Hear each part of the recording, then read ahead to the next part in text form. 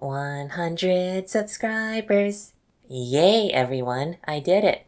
I reached my year-long 100 subscriber goal in under a month.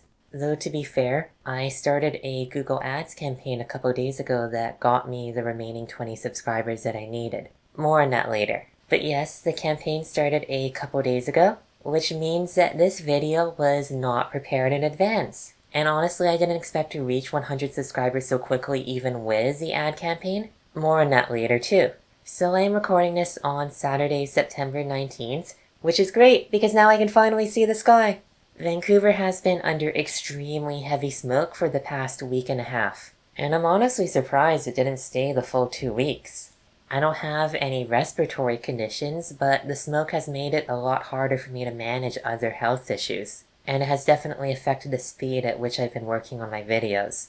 Let's just say that I've never been so thankful to see rain clouds. That yes, I've reached 100 subscribers, which means I finally get a custom URL. Glory to the Steph-Wolf! Given the occasion, I'd like to talk specifically about the channel and share information that would be too self-indulgent to squeeze into another video. Let me begin by explaining in greater detail why I started this channel. I basically have 3 layered goals. The first layer is visibility. I went through several hardships in my life. I am transgender, I've had to work on my mental health, and it turns out that real-life boarding school is less like Harry Potter and more like J.K. Rowling.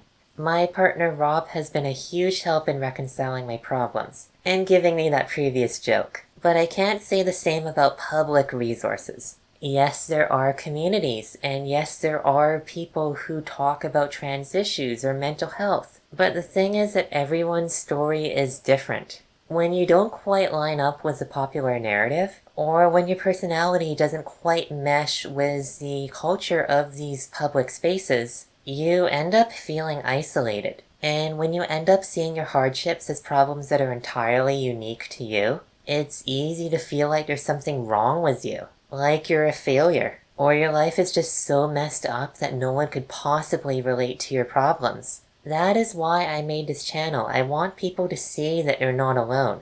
I feel great joy when someone resonates with my content, but it also makes me feel like my opinions and experiences are more relatable, less alien. And overall, visibility is very important to trans people. Because when a trans person does not know that trans people exist, they don't recognize that their feelings are valid and that they can transition. However, please don't feel like you need to be trans in order to relate to my content. Much of what I've gone through was not dependent on my trans status. And at the end of the day, we're all still people capable of empathy. Obviously, my content is not going to meet the needs of everyone, but a lot of what's already out there does not meet my needs either. And clearly my channel is working because people are watching.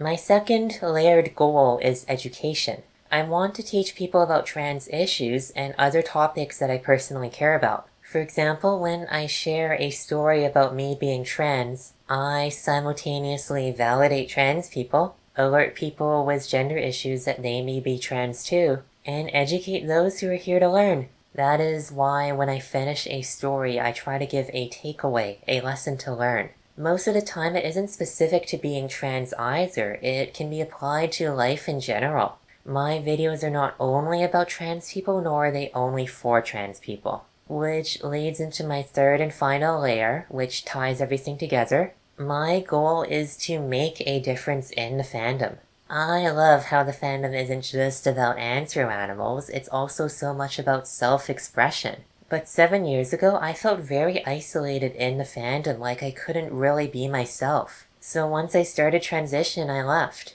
Things seem to be a lot better now, and the community has achieved many great things. But even today, there are still people who feel disenfranchised in some way. That is why I focus my efforts for visibility and education towards the fandom. It's the most relevant place for me to be, and it's where I feel like I can make a difference. Obviously, if you're a non-furry, a normie, you're still welcome here. I am so glad that my content still reaches you and that you enjoy it. I just don't market myself there because the normie trans YouTube market is extremely saturated, and my face rig cannot connect with people the way a real face can.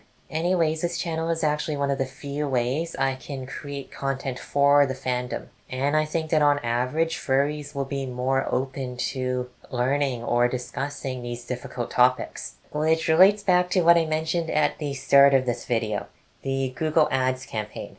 My content is really different from what's currently out there, and that makes it hard for me to reach my target audience. My videos are pretty serious. I deal primarily in topics that we as a society do not like talking about, and I don't have a fursuit.